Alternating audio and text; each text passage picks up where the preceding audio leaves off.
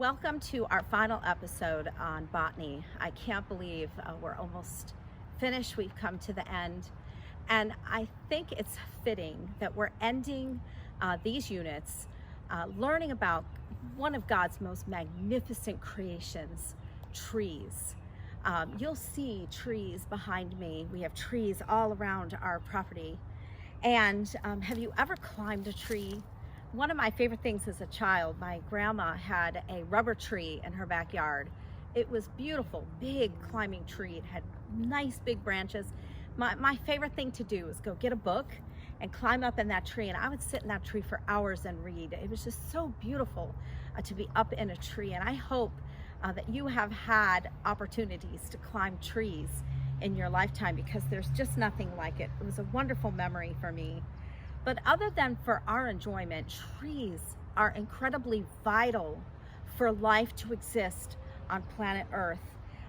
They provide shelter, oxygen, purified water, consume pollution, prevent erosion, and that's just a start. And they're extremely beautiful and bring us great joy. We like to see them change when they are deciduous trees. If you live up north, you get to see them change colors, and we get to watch them flower and see them drop their acorns. And there's just so much beauty there in God's creation with the trees. So we're gonna go inside and we're gonna learn all about them. Okay, so for this unit, you will need two things as usual. You'll need episode 8, vocabulary, trees, and you'll need episode 8, exhibits that look like this on the first page. If you're watching this and you have not gotten them by email, you can email me at wshepard34@yahoo, and I will send them to you. So make sure you have those printed out ahead of time. Other than making our world extremely beautiful, trees have many purposes, and we're going to go over them. So you'll need your vocab, because we're going to write them down on number 1. So number 1, starting right off, is purpose of trees. Purpose of trees. Now you may see some similarities between that and the purposes of plants that we've gone over before. And the first one is similar, shelter for animals and us. Okay? So you think of all of the many thousands of insects and little animals like squirrels and birds and lizards and frogs that find their shelter in the trees. And not only do they find their shelter there, but they get their food supply there. They have their babies there. They find their mate in the trees. And it's their sanctuary, protection from predators. They can get away from a predator and get up into a tree. And some animals and insects eat the bark. And if you go out and you pick up rotting wood around the base of the tree, you'll find all kinds of beetles that are eating away at the dead refuse down there. So trees provide shelter for the animals, but they also provide shelter for us. Look around your house right now. Your roof is made out of wood. Most of the beams inside are made out of wood. You may have a concrete house, but still there's wood pieces on the inside that divide the rooms.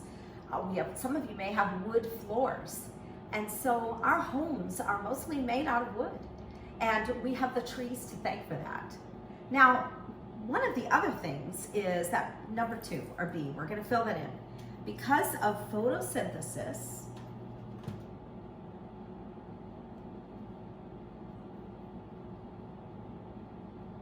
one acre of trees produces 6,000 pounds of oxygen,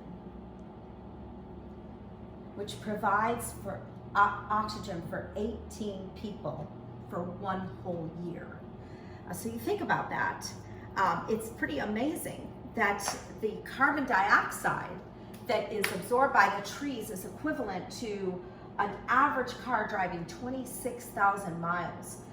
So that same tree will produce enough oxygen for a whole neighborhood to be able to breathe. And so the trees are very important because they produce for us fresh, clean oxygen. Now you might say, well, 18 people, that seems like a lot of trees for 18 people. But remember, 70% of our oxygen comes from the ocean, believe it or not, from phytoplankton, which is microscopic food, or not food, microscopic plants that live in the oceans. And they actually do photosynthesis because they have chlorophyll. And they provide up to 70% of Earth's oxygen. And that's why we need to be careful to care for our oceans. It's very, very important that we do so. Now, what else do trees do? Well, they purify water. They purify water. Now, you might remember from our past lessons how that water gets purified. See if you can remember for a second. What do we call it when the water comes out of a plant? Okay, well, maybe you remember that it's to transpiration. You've heard of the word perspiration, as you sweat and water comes out of your pores. Well, transpiration is where the plants absorb the water through the roots, and then they use what they need for photosynthesis, and then they get rid of it. And do you remember how they get it out? What part of the plant does the water come out? Let's see if you can remember. Hopefully you remember that it's through the stomata, through the little mouths that are underneath the leaves. And the water comes out and it evaporates into the air. But the beautiful thing about that water is it's purified. Once it goes through that process, it is purified. So we get pure water and we get pure air from the trees. It's amazing. Now, the other thing is that trees consume pollution. That's number D. By taking in CO2, carbon dioxide. Now, you've probably heard of global warming, and I believe there's proof that the earth is getting warmer. And you can't, the thermometers don't lie, and the rising of the water doesn't lie. The earth is getting warmer. Now, the question is, who's responsible? They believe it's CO2 emissions, but remember, we all exhale CO2. Our cars give off CO2. Animals, cows give it off. All living things that are not plant life give it off. But guess what? Plant life takes it in. They absorb in that excess CO2. So cities have found that if they plant lots and lots of trees, that helps with the pollution in their cities. Denver's a prime example of that. Denver planted lots and lots of trees within their city because they were one of the worst polluted cities in the United States. And they planted trees to help with that. So they do help with pollution. And we've talked about this before too, that trees prevent land erosion. And you might remember a few episodes ago where we talked about the whole root systems and how they anchor the tree in the ground. But in anchoring the tree, it anchors the soil so that when it rains, you don't lose all that soil. It doesn't go running off, it stays anchored. So that is a very, very big thing that they do. And finally, they make seeds.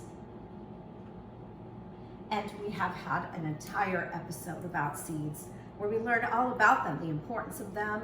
And remember, God said, be fruitful and multiply.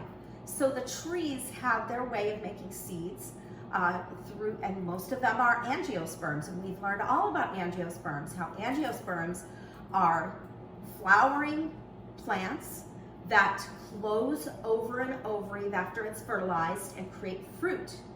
And so trees are, most of them, a lot of them are angiosperms. Some of them, interestingly, have what's called an imperfect flower. Now let's talk about that. Let's write it down. That's number 2. Imperfect flower. Now in our last episode, we talked about flowers and we dissected flowers. And if you remember, right in the center, after you took off all the petals and you took off the sepals, do you remember right in the middle was the pistil, and then around it were the stamen. The pistil was the female part and the stamen were the male part, all in one flower. Well, most trees, most big trees, have them separate. So it would have a flower that would have a male part And then it would have a flower that would have the female part, okay? So they're separate, those are imperfect flowers. And, but they do not have both in the same flower. So I wanted you to know that a lot of trees do have what's called imperfect flowers. Are there any acorns on your ground around your house? Or does your neighborhood have acorns dropping to the ground? Well, if you have acorns, that means that you have oak trees.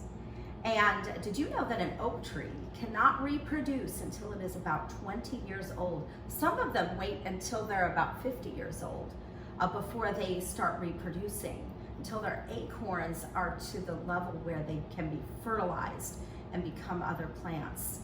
Unlike most angiosperms, which produce seeds regularly every season and then fruit every season, an oak tree is sporadic. Some years you will have so many acorns dropping, they're constantly bouncing off your car, boom, boom, boom, you know, and they're all over the ground and they crunch under your feet. And then other years you won't have very many because it's sporadic. It depends on the tree and what it decides to do. When acorns fall in great quantity, it has a special name. It's actually called masting. That is number 3. When oak trees lose an abundance of acorn, it's called masting. Now, we all know that squirrels are in most neighborhoods in Florida. In fact, I would say probably in most neighborhoods throughout the United States. And one of the things that they do is they collect acorns. They will collect them and store them in the ground. They actually bury them in the ground. And but then squirrel are not very intelligent and they'll forget where they put them. And so in a sense, because of the fact that they bury the acorns and then forget, they're actually reforesting and replanting whole acres of forest. And there's a name for that as well. And that is called forest regeneration. The act of renewing tree cover by establishing young trees naturally or artificially. So that is forest regeneration.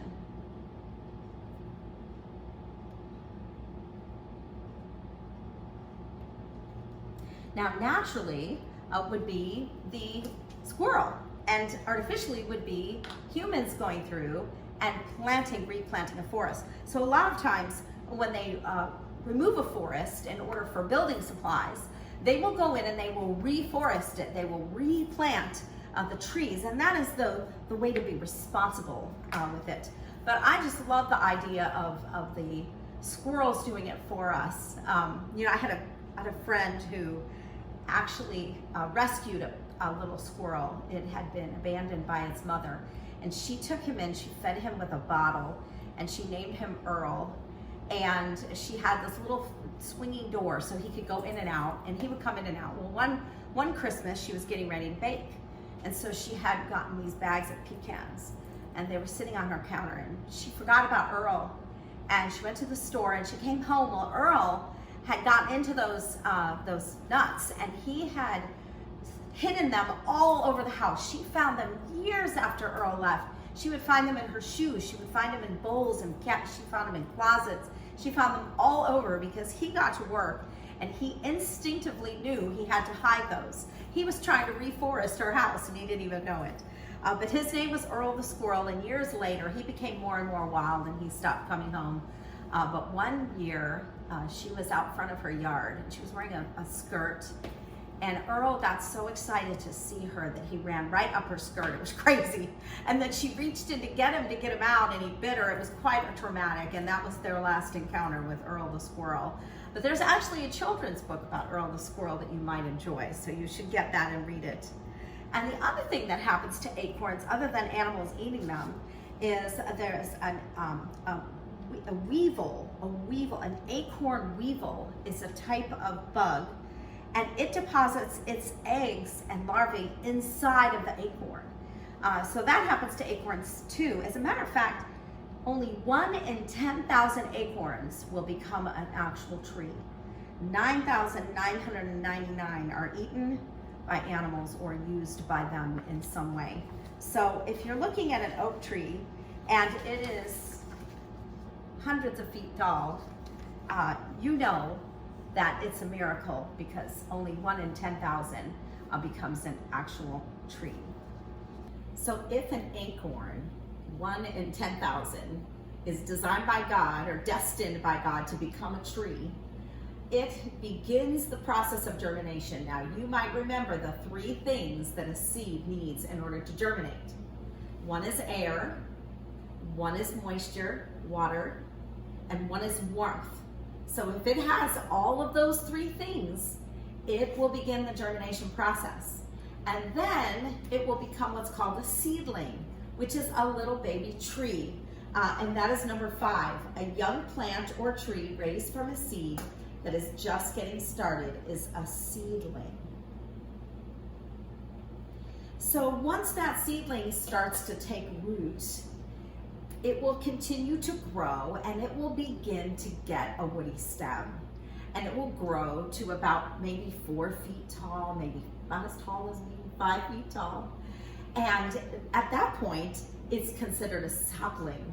So that is number 6, a sapling. A young tree with a slender trunk, which is more than a few feet high. So that would be a sapling. So if you look at Exhibit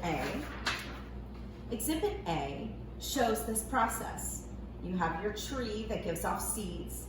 The seeds germinate, become a seedling, and then eventually become a sapling, and then become a full-grown tree. So that would be the cycle of a tree becoming a full-grown tree.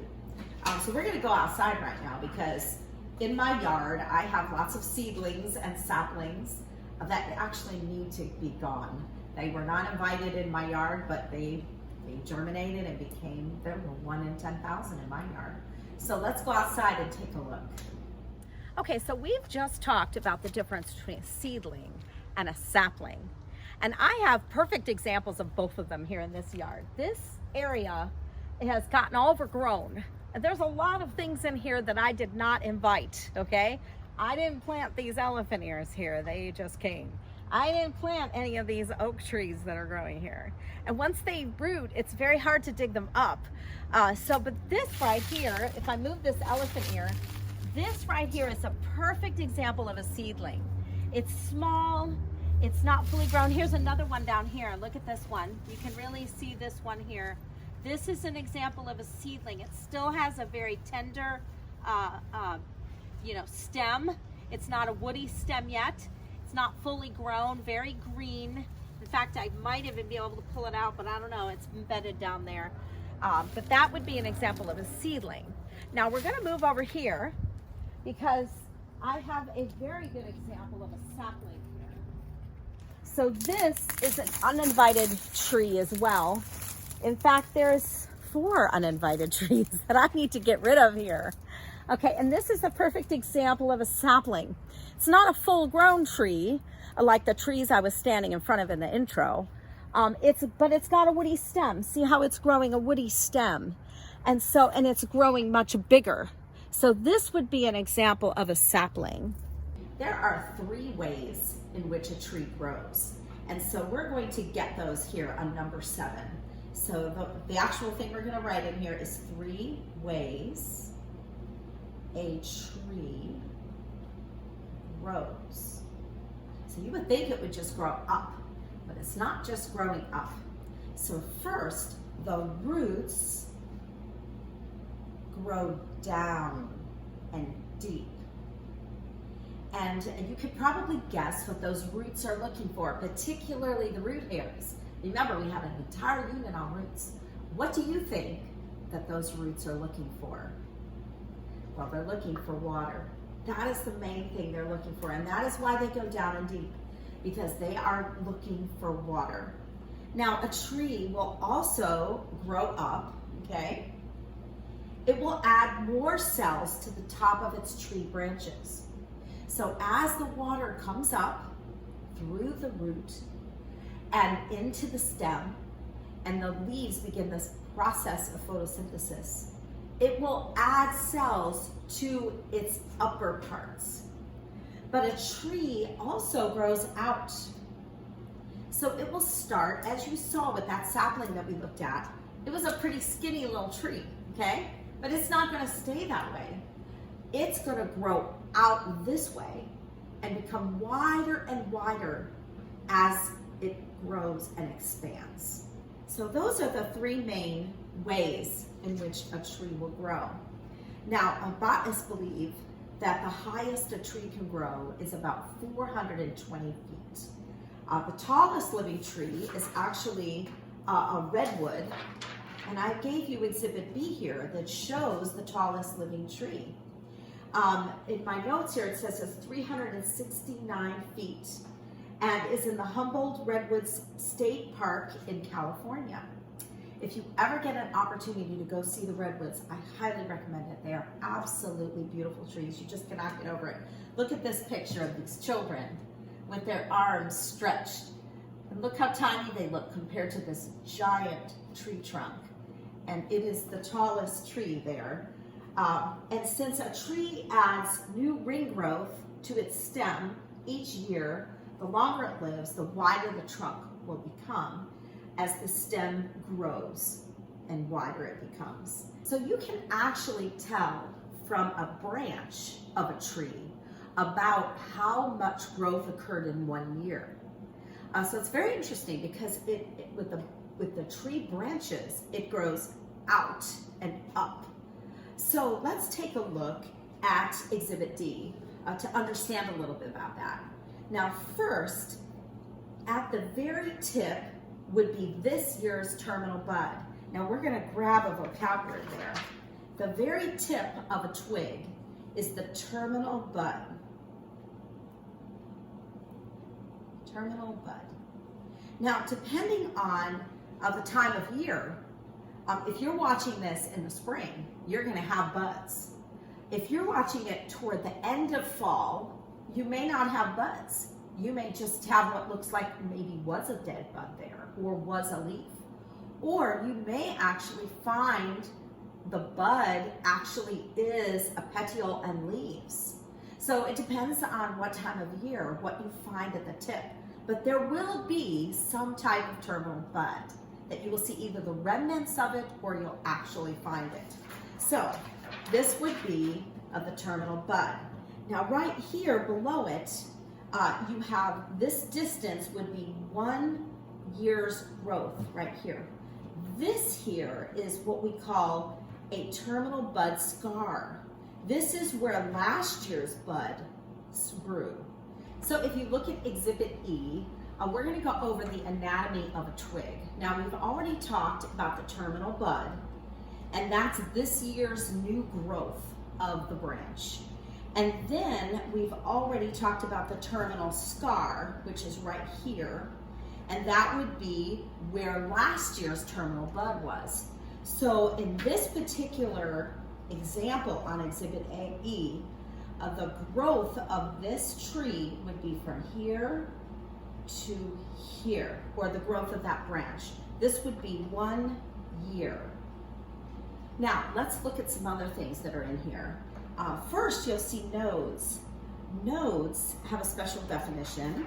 So let's go to number 10 here. Nodes.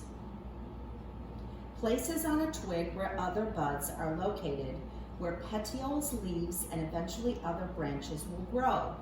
So you can see that we don't on a twig just have the one terminal bud at the tip and that's the only growth.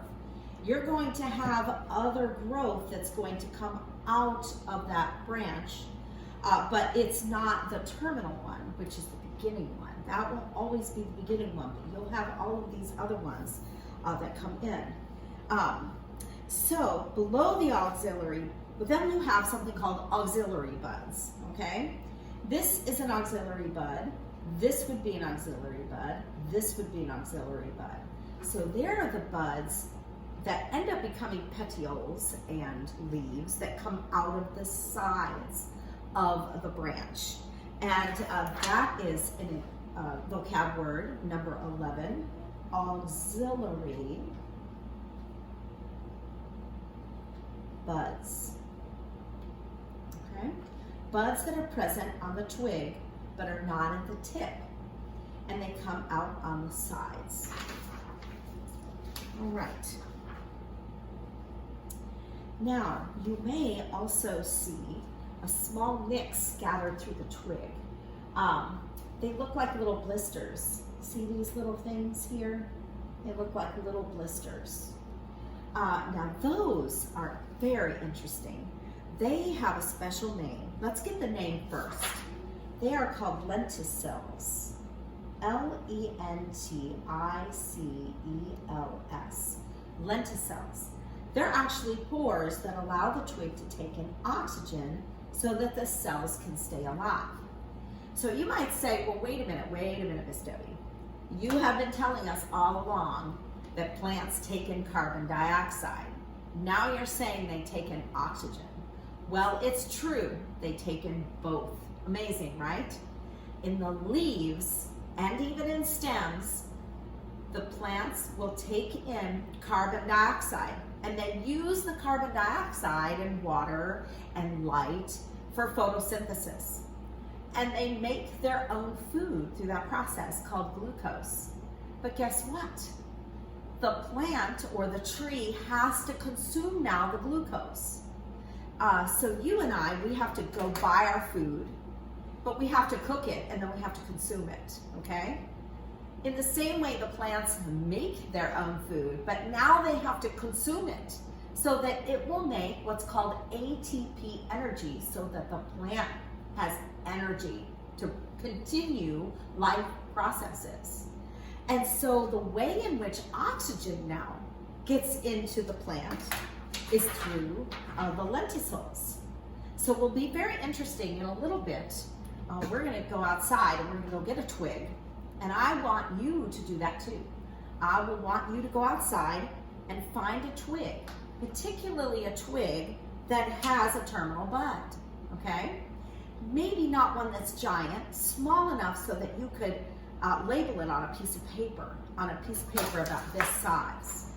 And we're going to take a look at all of these different parts of a twig. So let's go out and see if we can find a good twig to work with. Okay, so you need to go outside and find a tree. You don't necessarily have to find a tree. You can find a bush too to get a twig. There's a lot of different places that you can find twigs. And in Florida, you know, our trees and our plants don't lose their leaves like they do up north. So you may get a leafy twig. And if that's the case, you might want to pull the leaves off. That will help. So this is my grapefruit tree. And remember, in the beginning of our episodes, these were still very green. And if you notice, they're turning nice yellow. And they're going to be ready to harvest pretty soon. Some of them have already dropped on the ground. You can see some of them are done. But anyway, this is a good tree for us to get our twig. So what you want to look for is a twig that has a budding tip. So this one has a little budding tip, if you see up close there, okay? And then you want to have auxiliary buds that are coming off the side. And it's nice to get one that has the lenticels. Those are where they breathe. You can really see the lenticels on this.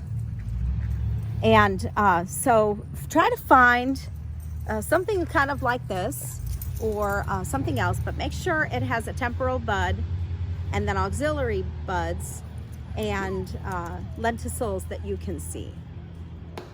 Okay, so once you get your twig in, if it's small enough, it's nice. I should have instructed you outside to make sure you got a small enough one that would fit on a piece of paper like this. That would be very helpful. Go ahead and tape it to a white sheet of paper because we're gonna label the parts of this twig. And it's very helpful to have a magnifying glass, especially if you're going to want to be able to see the lenticels, okay? So, the first thing we have here is a terminal bud. There is our terminal bud. And you can see we've already got leaves coming out of the terminal bud. So we're gonna label that. Terminal bud, okay? Now, We also have auxiliary buds, and you can see the auxiliary buds. We have one right here. We have one right here. We have them over here. So this would be auxiliary buds. Okay. Now, this right here, if you look close, right here, this, see that flat area that goes, if you can see close enough, it goes all the way through. It's a scar that goes all the way through. That is our terminal bud scar.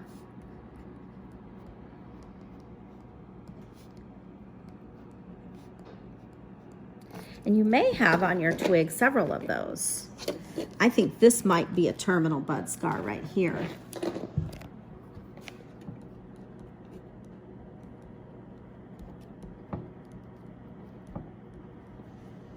Okay, now we need to look for leaf scars. That's where a leaf would have lived. There would probably have been a leaf here, right here. So this right here is a leaf scar, where leaves once were. This is the terminal bud right here. But this little thing right here, that's a leaf scar. That's where a leaf used to be.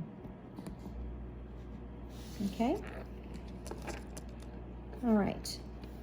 Now this whole area would be a node. Okay? And this whole area would be a node. And then let's see if we can see the lenticels.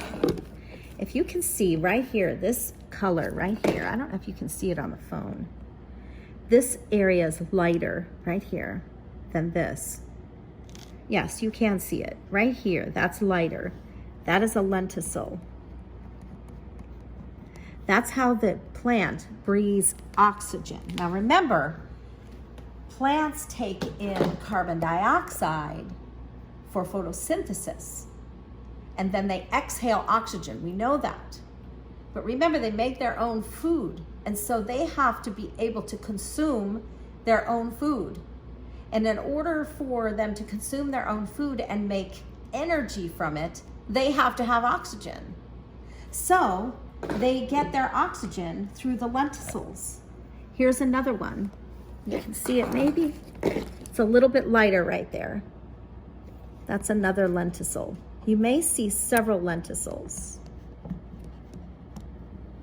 Okay, and then you will have labeled the parts of your twig.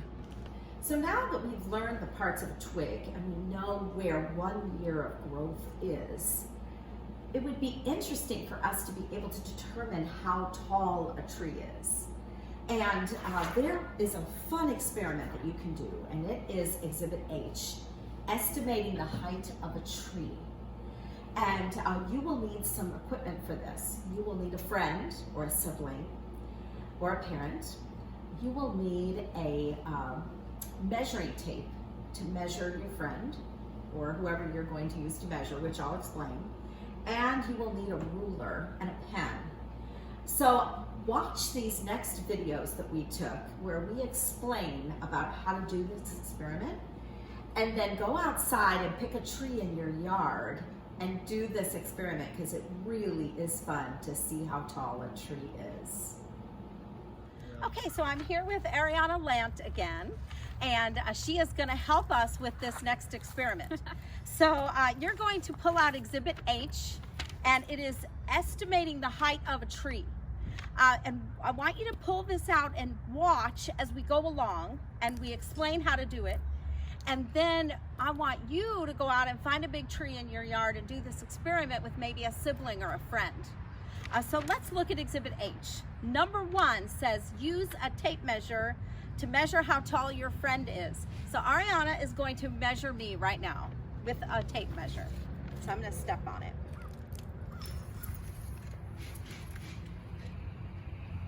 How tall am I? 5 foot. 5 foot even. Okay, so write 5 feet on your paper. Now the next thing it says, take your friend outside. We're outside. Yeah. Find a tall tree. We found a really tall tree in the yard, okay? and have your friend, that's me, I'm the friend, stand right next to the tree trunk. So I am going to stand right actually kind of in front of it. Now, Ariana is going to walk that direction 15 feet, maybe even more. And she's gonna hold the ruler up and cover her eye and hold the ruler so the ruler from that distance encompasses the entire height of the tree. So we're gonna go do that. Okay, so Ariana is walking right now to the opposite side of the yard, and she is going to, when she gets as far away as she can, she's gonna hold that ruler up and see if it is actually the height of the tree from the distance that she's at. So she's doing that right now. And it's best if you cover an eye and look. All right, now what she's gonna do is measure my height now from this distance. She's gonna see how many inches on that ruler I am. So how many inches am I? Like 1.5. 1.5, okay. So I'm now 1.5 inches. So what we're gonna do is write down 1.5 on our paper, and then we're gonna go do some math from step 8 and divide it into 12. So it would be 12 divided by 1.5. 5 is 8. Okay, so 8, then you take the answer from number 9, which is 8, and multiply it by the actual height. So it's 8 times 5. So that means that tree is 40 feet tall. That's probably about right. That looks about right. Yeah. Honestly. That looks about right. That looks about right. Yeah, this is cool. This is really a cool experiment because you can measure if you can get far away enough. We couldn't get far away enough with some of them because they're so tall, like that one. To get to the top, I don't know, and be able to see me, we'd have to move cars. So that's a good experiment. One of the amazing things about trees is that you can look at the woody stem of a tree and get its history. You can tell a lot. You can tell things about weather patterns. You can tell how old the tree is. You can tell if there was a forest fire. So it's amazing. If you ever get an opportunity, if you ever have a tree being cut down in your yard, see if you can get a cross section like this so that you can have an opportunity to tell the history of that tree. I was having a smaller tree cut down, and I had several of these, lots of them made for my class, so we could actually look at the tree rings in class. But this one is amazing, this huge one I have here. You can really see the rings in there, and we're gonna count them later. They are absolutely beautiful. And there's the history right there of this tree. So the best way for us to be able to tell about the history of the tree is to learn about all of the parts of these tree stems. So first I'd like you to look at Exhibit F. So each ring in this tree trunk represents 1 year of outward growth, because remember, trees go down, they grow up, and they grow out. So the rings represent the outward growth of the tree. And if you count the number of the rings, you can determine how old the tree was when it was cut down. So that's an amazing thing. And they use tree ring, it's called dendrochronology. I expect you to remember that. But they use that when they're trying to determine the age of an artifact. So sometimes they'll find an artifact in the ground in an archaeological dig, and if they can find a tree nearby it, a lot of times then they can tell how old the artifact is based on the tree being right near it, and they can count the rings. So that is an amazing thing, and they have developed technology where they don't even have to cut down a tree to determine its age. They can drill holes and take portions of it out and count them that way. So it is amazing technology. So what we're going to do is I would like you to have two things right with you. First, I would like you to get Exhibit I. We're going to label this here, and I need you to have your vocabulary handy because we're going to be filling in some vocab words as we go. So we are going to begin on this exhibit. Each one of these items is numbered. They're kind of small, so you'll have to look for them. And they're not in order. They're in order by how I'm going to teach on it. So the first one is number 1. You'll have to write quite small because I didn't have a whole lot of space there. But number 1 is what we call the cambium. C-A-M-B-I-U-M. And the tree grows from the cambium. So in this case, it would be this outer layer here would be the cambium. And there's a lot going on in this outer layer. And we're going to learn the different parts of the cambium. Let's go ahead and get the definition. The definition would be number 13, cambium. A cellular plant tissue from which phloem, xylem, or cork grows by division, resulting in thickening. So the growth outward of the tree takes place in the cambium. Now, inside of the cambium are some interesting things. So we're going to look at first Exhibit G. So let's pull up Exhibit G. Now, we've had some of these words before. We have had xylem and phloem, and the idea of a vascular plant. A vascular plant, remember all the way, I think in episode 3, we talked about vascular plants are plants that have tubes in them, and that we are vascular too. We have veins that go all through us, so we're vascular. Well, plants are vascular as well. And some of the tubes have special names, which we've learned, xylem and phloem. One brings water up from the roots, the other brings nutrients and food from photosynthesis around the plant. So that is part of the vascular cambium. Now, on the very outside of the cambium is the bark, which you guys all know, bark of a tree, okay? But did you know what bark is? Okay, well, let's get number 2 right here. Bark protects the inside of the tree and carries food from the leaves. So the bark has a very important purpose. It's involved in defense against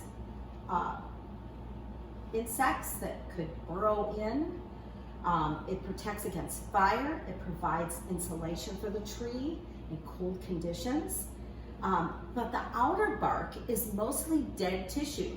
Interestingly, your skin is dead tissue. The epidermis, that is your outer layer of your skin, is actually dead skin cells. They're actually dead.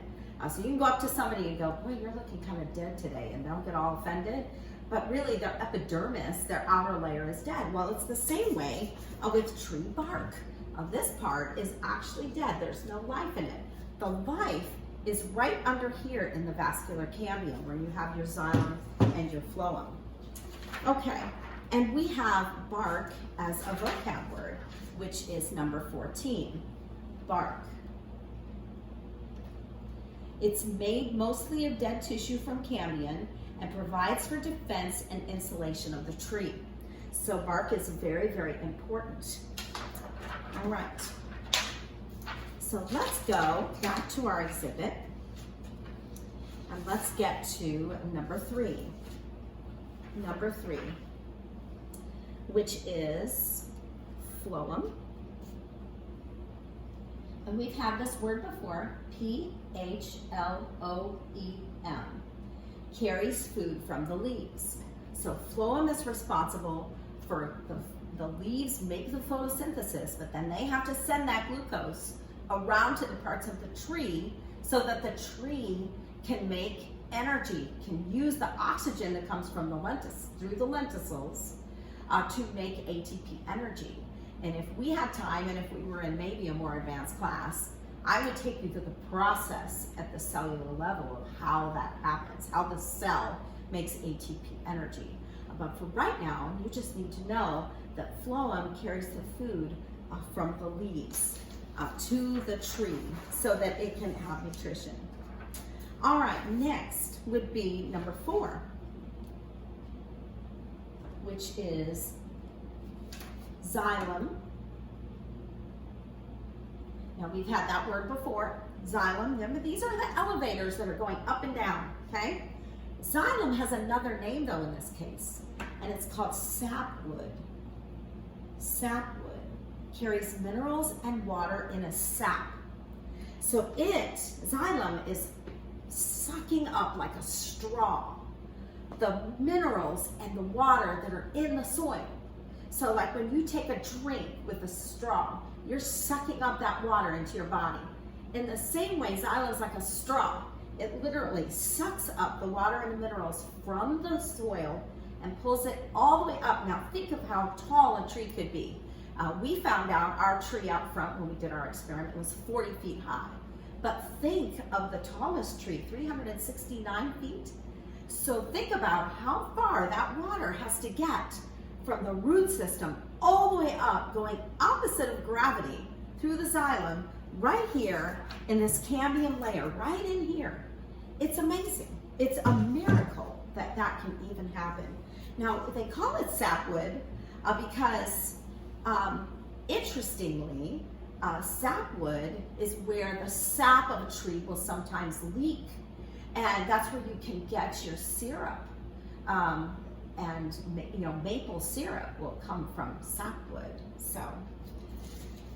So sapwood is actually a vocab word. Did you see how he's blending that word together? Sapword. Anyway, number 15 is sapwood. Xylem that carries minerals and water in sap. And that is all part of the vascular cambium that we have talked about. All right, now moving on, we get a little further into the tree, and we have number 5, and that is heartwood, Heartwood. It's the dead, hard center of the tree, and it is the support of the tree. So the heartwood would be in this area here, the heartwood, all in here. Dead, not alive, because this is the area that's alive. This is the area where the xylem and the phloem are sending materials up and down to give nutrients to the tree, and where sap is formed. And then the more center part would be the dead part, which is the heartwood. And that is your final vocab word, which is number 16. Heartwood, the dead, hard center of the tree that provides for support. So now we've got all of the main parts of this historical piece of evidence from the tree. But now we're going to look at particular things that are going to tell us about the life of this tree. So first, we're going to look at number 6 over here. Thin rings. Let's write in thin, T-H-I-N, rings. So thin rings mean that there was not a lot of light or water for growth that year. So when you have a very thin ring, it means it was not a year of the best weather for that tree, okay? And then the wider rings, the thicker rings, we're gonna jump to number 8, okay? Thick rings mean that there was a lot of light and water for growth that year. So this here would have been a better year than maybe one of these years where it was very thin, okay? So already we can tell something about weather patterns over the life of this tree just by looking at the rings. Now number 7 says cracks.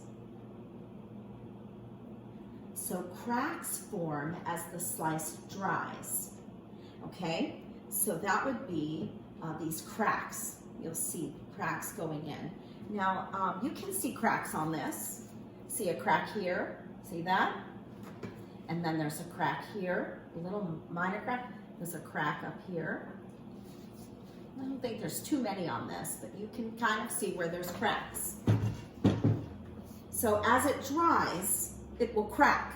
I mean, if you look at this, at the bark, it's definitely cracked. So that's as it dries out. All right.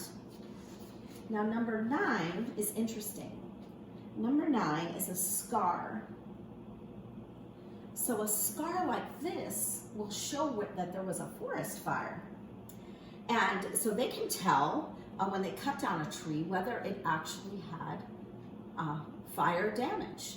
Because fire doesn't always necessarily kill a tree. In fact, in Ocala, they do controlled burns. They call it controlled burns, where they go through forests and they burn out the underbrush because they're trying to eliminate having rampant wild forest fires. So the way they do that is they go in and they control burn. They dig a trench around an area, and that would keep that fire from jumping. And they burn out the underbrush. And so when lightning comes, or when we get dry, when we have a drought situation, we're not going to have rampant forest fires. The trees might seem like they're dead. They'll actually burn back, but a lot of them come back. And then you have a scar in the rings that shows that there was fire damage at one point, but the tree continued on. So it's very interesting how that goes down. Now number 10 over here is markings, just the word markings.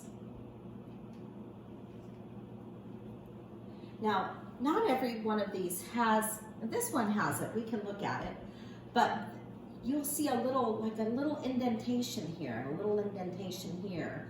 That would be where a branch grew off from it.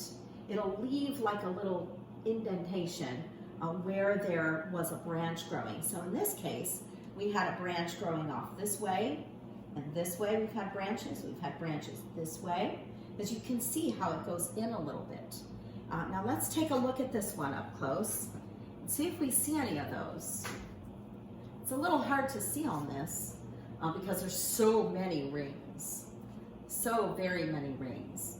And also the challenge of this is that you have to eliminate the markings from when they cut it, because there's special markings that are just from it having been cut.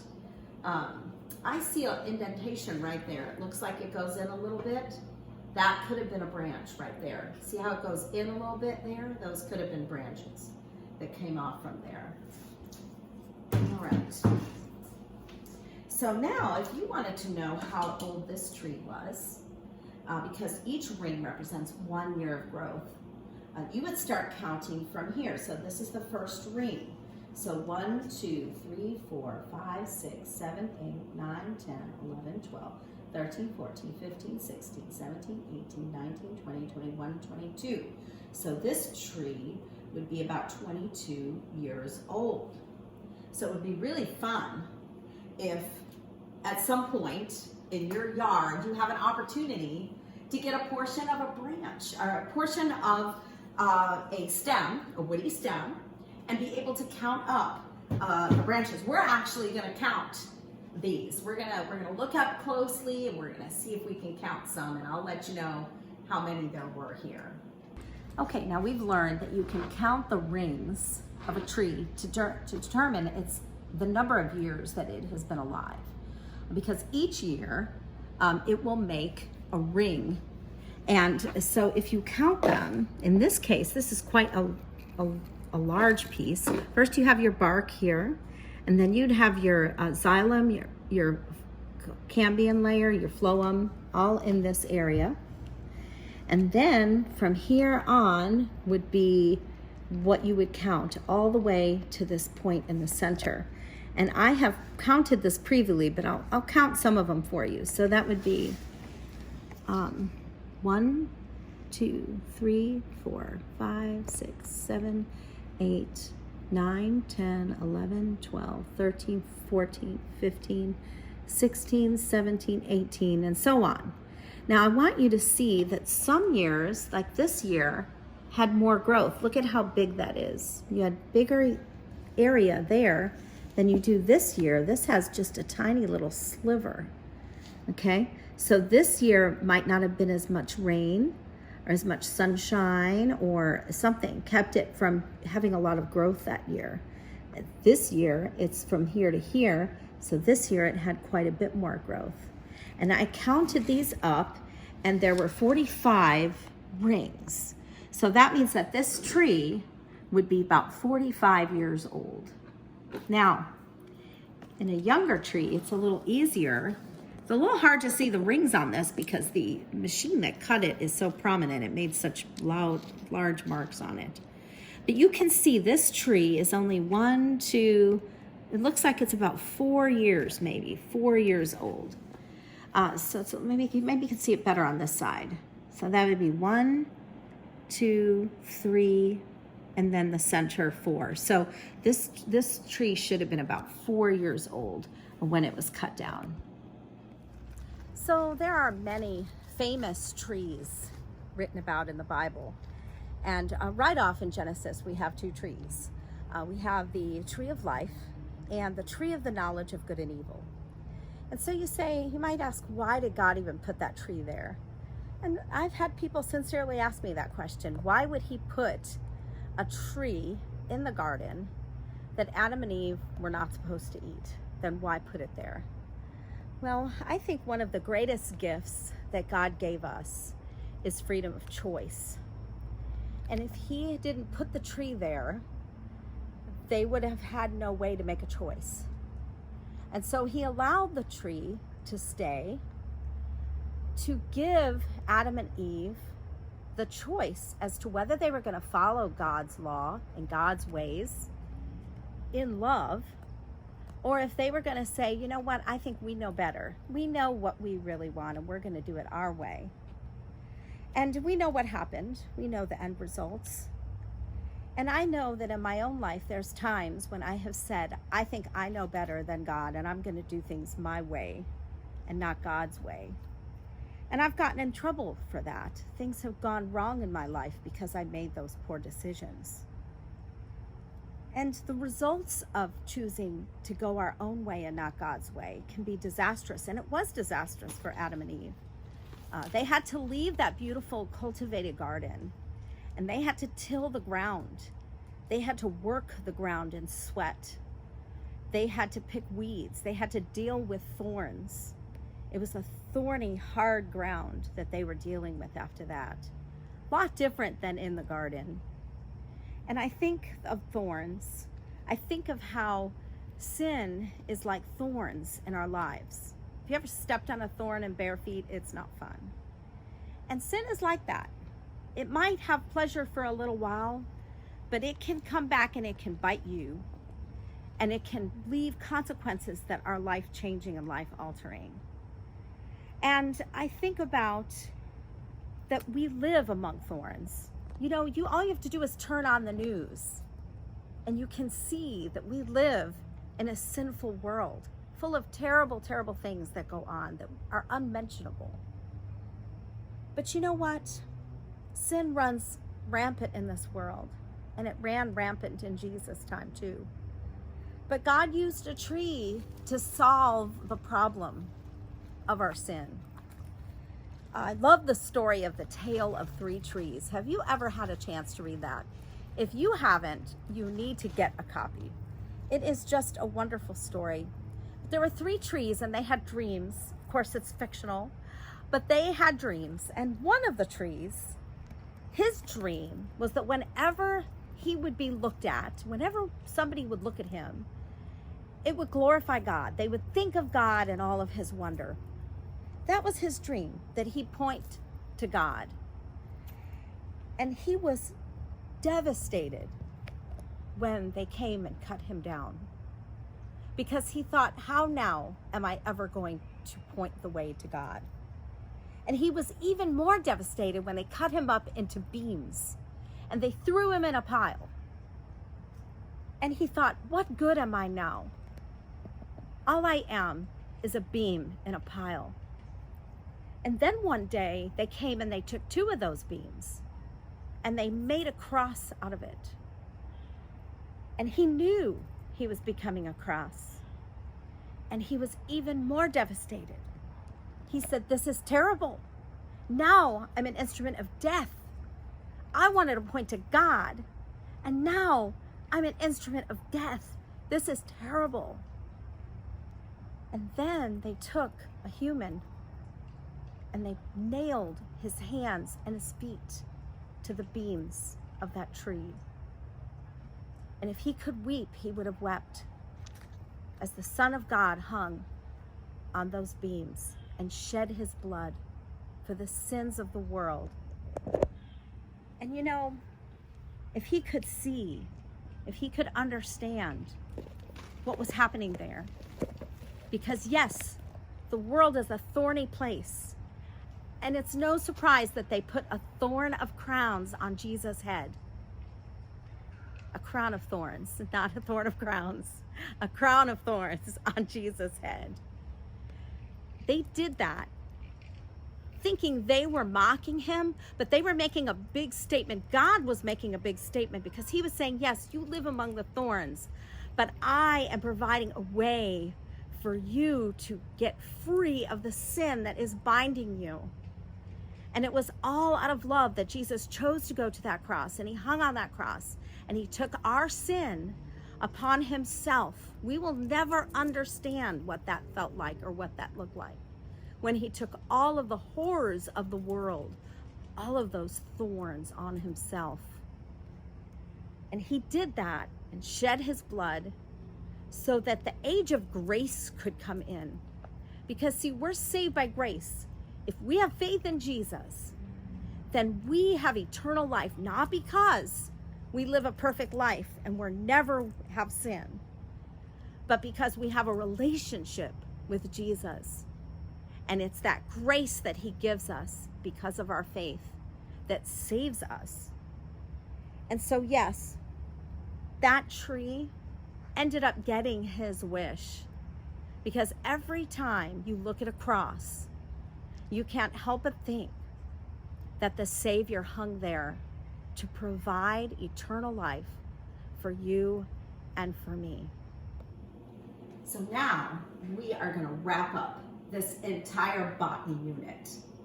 And we're going to talk about how, as a review, every part of the plant has a very defined purpose, okay? So I will write, we're gonna talk about it, I will write, and then you can always pause the video to copy what I'm writing, okay? But you might want to, in fact, I think this would be a good thing to do.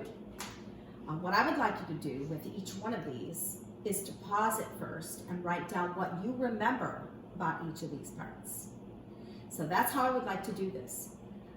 We're gonna pause at roots, and I'll indicate, and Thomas will put on there, pause video. And then I want you to write what you remember about the roots, what their purpose is. And then I'll come back on and I'll give you the answer, okay? And then we're gonna pause it again for stems, all right? So that's how this will go down. So first, start with roots, pause your video, and write down what you think the purpose of roots are.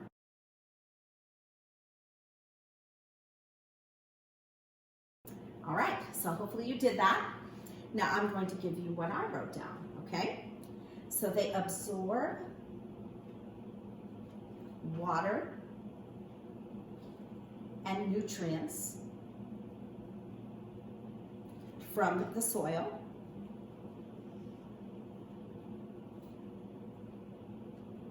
They anchor the plant in place.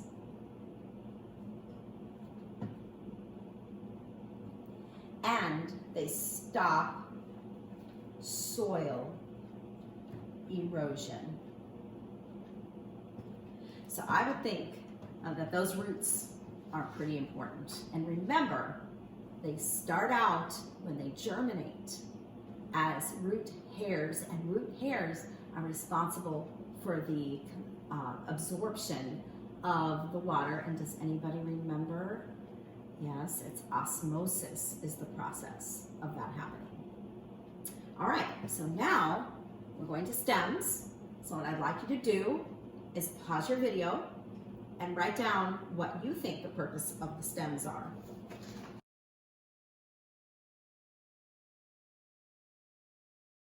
Okay, so I'm sure you wrote some down, some good answers. I will give you mine, okay? So first, the stems support the upper parts of the plant. So it's support. What would there be? You wouldn't have a tree without the support of the stem, okay? And they can be woody or they can be green stems. So supports upper parts of the plant. And most importantly, they transport. They have little tubes. This is where the vascular bundles are, okay? They transport food, really nutrients, food, yes? Food, the glucose that they make through photosynthesis gets transported through the tubes. Water and other minerals.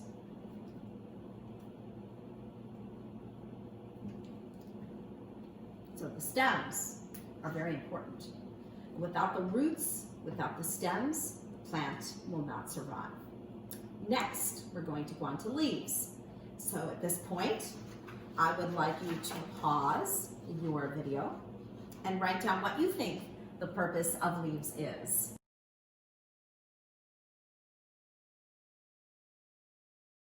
Okay, let's see what we got.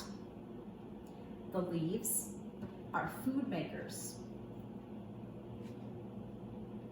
Okay, and the process, does anybody remember the process? Photosynthesis. But that's not all. Do you remember all those little mouths that were under the underside of the leaf? The stomata. So what did they do? They take in CO2 through the stomata.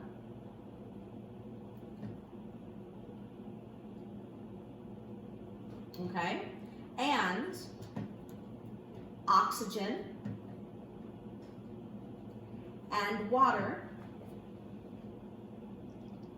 come out of the leaf through the stomata. And what is that process? Does anybody remember what that process is called? Transpiration, okay?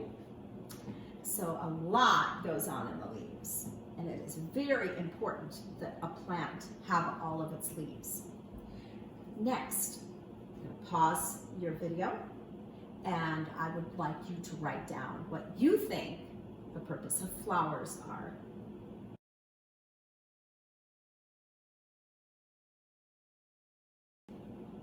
Okay, so flowers are very, very important because they provide for the reproduction of the plant. Reproductive part of the plant. Okay? And we remember, if you remember, the parts of the reproductive system are the stamen, which are the male parts, which are the seedling parts. And then you have the sperm parts. And then you have the pistil, which is the female part. And how they get fertilized is through pollination. So we're going to write pollination here. And we know that God designed animals and wind and different things to cause pollination to happen, okay? And the other thing about the flowers is they are beautiful. Beauty. Perhaps the prettiest part of the plant is the flower. And they're beautiful and designed by God for beauty, but also to attract the pollinators. And they give off a scent, a lot of them, through their petals, give off scents through essential oils. That also attracts pollinators. because the purpose of these plants is to reproduce. All right, so now we're going to go on to seeds. So let's pause the video and write down what you think the purpose of seeds is.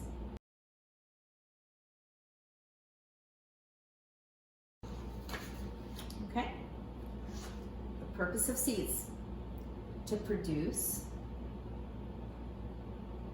new plants. Okay, and seeds, as we know, provide food for many animals. Think of all the birds, all the little animals that eat seeds in order to survive, including us. So seeds are extremely important. Each section, each part of this plant, all plants, has a very defined purpose. So join me outside because we're going to talk about a special plant we've already talked about, but we're going to talk about it again in my yard.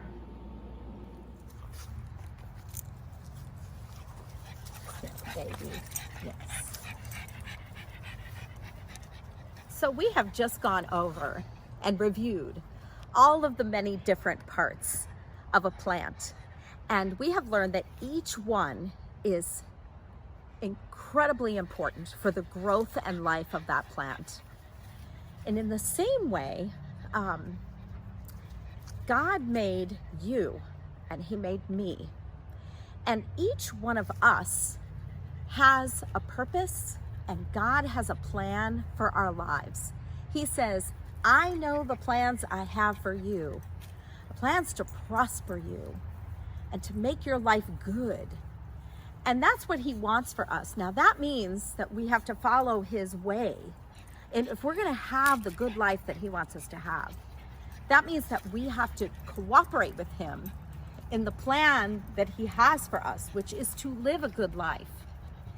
But I want you to remember that God never wastes His creation, that everything that He has made has value, and that means you too. Now, behind me, we've talked about this plant. We've talked about it several times this year. This is the bitter melon plant. As you can see, that we're getting toward the end of this season. The sun is farther away from Earth. We're getting toward the winter months, and it's getting cooler. And so the Earth is not as warm here in Florida as it usually is. And so this will start to grow back a little bit. As you can see, some of it is looking kind of dead. Interestingly though, it is still bearing fruit. There is the bitter melon fruit. Now, I, for years, tried to get rid of this plant. This plant drove me nuts. It has grown all over this fence for years, and every year I would have everything removed from this entire fence and get rid of everything. But every year this vine would grow back, and it would irritate me. I'd be like, oh, there's that vine again with those yellow flowers. I like the yellow flowers, they're kind of nice, but there it is growing on my fence again. So one year we were having a Christmas party at this house, and all of a sudden Bill, my husband, and two of his friends were out here, and they're eating the leaves. Okay, and I'm like, have you gone mad? Why are you eating the vine that I've been trying to get rid of all these years? Well, I come to find out that this nuisance of a vine actually has medicinal qualities for someone who has diabetes. So you take these leaves, and I dry them out, and I make a tea out of it. And if you drink it, it actually will lower your blood sugar. It will help control the blood sugar of a diabetic person. So all these years, I've been trying to get rid of this, and this very plant was here, planted by God, for the benefit of my husband. It had value. I saw it as a nuisance. I was like, I want to get rid of that plant. But God said, oh no, this plant has great value for you and your husband. And you need to learn about it, I think, I needed to be brought to a revelation of its value. And that's what changed everything, was realizing that it has great value. And so I want you to know, this is probably the most important thing I want to say to you here at the end of our botany unit. Don't let anyone ever tell you that you have no value. Don't let anyone ever make you feel like you are worthless, okay? Because that's what Satan wants you to believe. And people will try to rise themselves up by putting you down, okay? Don't let it happen. Know that you have great value. God loves you. He did not waste his creation. He created you for his purposes. And it could be many, many purposes that he has for your life. Right now, he's using Thomas in a beautiful way to create these videos for me. And he's using me to teach you. I'm excited to see how God is going to use you, because he does not waste his creation. You have great value. And if you carry that one thing away from these botany units, then you are doing well. Never forget that God loves you. Thank you for going on this amazing journey with me to learn this amazing subject of botany.